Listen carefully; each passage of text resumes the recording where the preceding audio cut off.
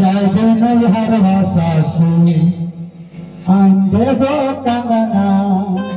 आंदे नैहर सासू आंदे गो कंगना कहाँ शोभे बाजू बंदा कहाँ शोभे कंगना शोभे बाजू बंदा कहाँ शोभे अरे कहाँ शोभे बाजू बंदा कहाँ शोभे कंगना शोभे बाजू बंदा कहाँ शोभे अब कहाँ गुलाब शोभे कहाँ शोभे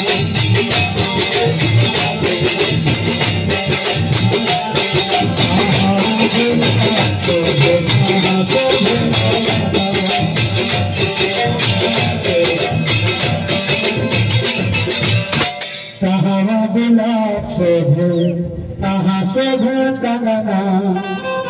गुलाब शोभे कहाँ शोभे ललना बाई शोभे बाजू